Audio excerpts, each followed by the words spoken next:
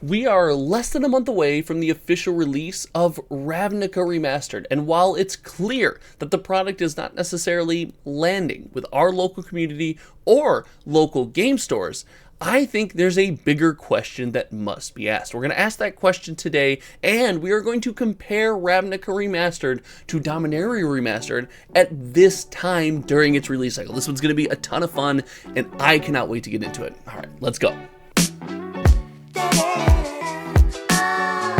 So for those who aren't aware, Ravnica Remastered is set to release later next month. I think it's mid next month, so that means we're less than a month away from the official release. And at this time, we normally see pre-sales. People like you and I who love Magic the Gathering going out there and spending our hard-earned money on the next product up. In fact, hey, Wizards of the Coast has been pretty good at training us to go from product to product to product to product very, very quickly. But Ravnica Remastered seems to be breaking that mold. As of the recording of this video, Ravnica Remastered is currently probably the worst product I have ever seen sell on TCG Player from a sealed product standpoint. And that's what we do here. We keep a data vault of every single sold listing of all the sealed products for Magic the Gathering on TCG Player, and that means we have something to compare Ravnica Remastered to. So join me on this journey while we talk about Ravnica Remastered sales, and I want to answer this big question.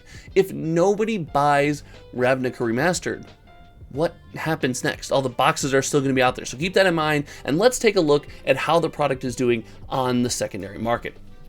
So when it comes to something like Ravnica Remastered, we expect a bit of hype. And as you see here on the prototype alpha iteration of Cardboard Finance, we have some information about Ravnica Remastered. And most importantly, I want to take a look first at the breakdown. And please, somebody cue the womp womp womp noises, because there is a total, like, incomplete. There has been 230 boxes sold between collector boxes, collector cases, draft boxes, draft cases. We've only bought 230 boxes off TCG Player for a grand total of $51,000. Now, normally we would go and break down these sales, and we will when we get to something more exciting, like talking about Ravnica Remastered, Dominaria Remastered. But for Ravnica Remastered, it's not worth breaking down. Yes, the highest selling item has been the Draft Booster Box, and the next highest has been the Collector Booster Box, so Draft being more popular than Collector, but those numbers are 109 boxes to 79 boxes. This is not impressive. This is not a win, in my opinion. This is not something that I look at and I'm like, oh, this is massive. So the takeaway here, at least for me, is that, well, this product is struggling, and it's struggling even when you take a look at the individual products. The price chart for Ravnica Remastered, as we see with most Magic the Gathering products, in fairness, the Collector Booster Box, over the course of its availability on TCG Player from November through November into December, has gone down, well, almost exactly $10. And even with the price decrease, we haven't seen a massive uptick in sales. Now, remember, this product wasn't available all through November. It came onto the secondary market on TCG Player's platform, I think mid-November or somewhere around there. So that only represents, a half month of sales, but so does December. So we got a little bit of equality being built up here. But the Collector Booster Box is, and the Draft Booster Box does not seem to be doing much better.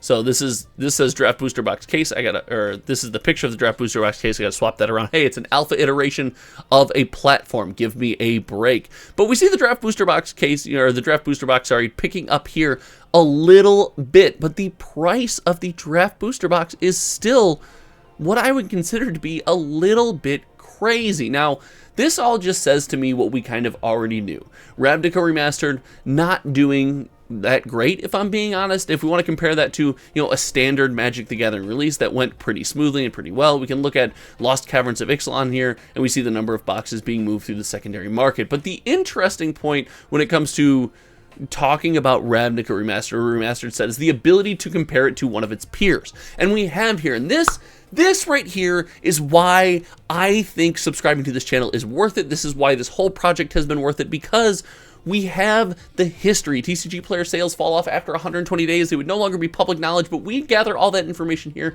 so we can see the history of this product. And when we make claims about Ravnica Remastered, we can say, hey, is this just how all remastered sets work? Well, guess what? No. Ravnica Remastered is falling massively short as we look at Dominaria Remastered, which kicked off 2023 with a bang, and I want to make this point, put ourselves back in the beginning of 2023 shoes. We were hyped for Dominaria Remastered. We loved Dominaria Remastered. People were so excited about the product. Don't use the histrionics now and just be like, oh, everyone hated it all the time. No, it was after like the second Amazon dump that everyone decided it was trash. But in the beginning, we were big fans of Dominaria Remastered. We saw the box come out to decent pre-orders, and then halfway through the month in January, when the product did hit shelves, as we saw it released January 13th, 2023, Friday the 13th, who could have foreseen that this product would go poorly? Not me. But we saw the community explode. The boxes sold like crazy, and we were all over, especially the draft booster box.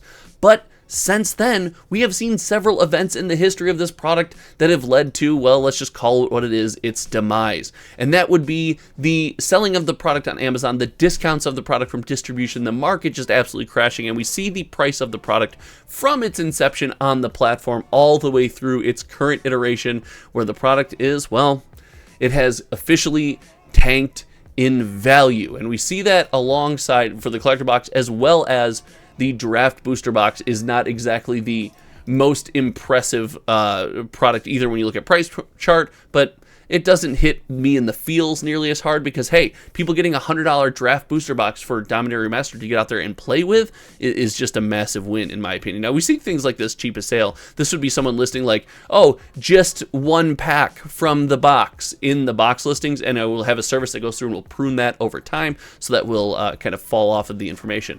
But I want to talk about Dominaria Remastered here because when you compare it to Ravnica Remastered, there are some things that I want to consider looking at this product in the long term. When we look at this product in the long term, right, and we take a look, let's use the collector booster box for example. Now, this collector booster box has serialized Shocklands, and I do think that the addition of the serialized Shockland will mean that we will never be able to get, here.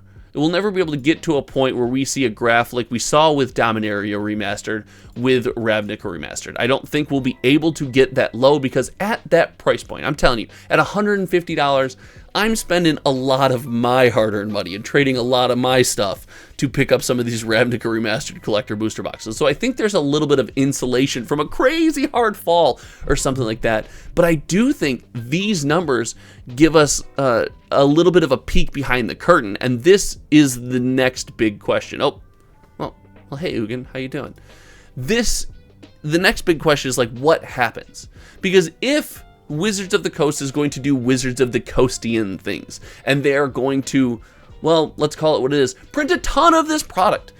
Just a metric boatload of this Master Series is going to be printed out into our community, and we as a community are not going to have that initial hype and that pump where we go out and we enjoy getting our hands on the product and play with it and are super excited about it and not negative into kind of the swing of negativity. If we don't have that happiness cycle, if we are all negative all the time, well, presumably Wizards of the Coast didn't print much less of this product, and if that's the case, what happens to it? We have seen them be adverse to dumping things on Amazon. That's right, I know you guys want to say that they do everything wrong, but they have pulled back from the Amazon dumps, and because of that, we have had more confidence in product. We looked briefly at Lost Caverns of Ixalan. I encourage you again to subscribe as we race to 7250 subs, because we'll be talking about that in the long term later this week, as well as how 2023 went, the best and worst products of the year, and all that fun stuff. Basically, listen, it's a lot of fun. Click the sub button, it helps me out a lot.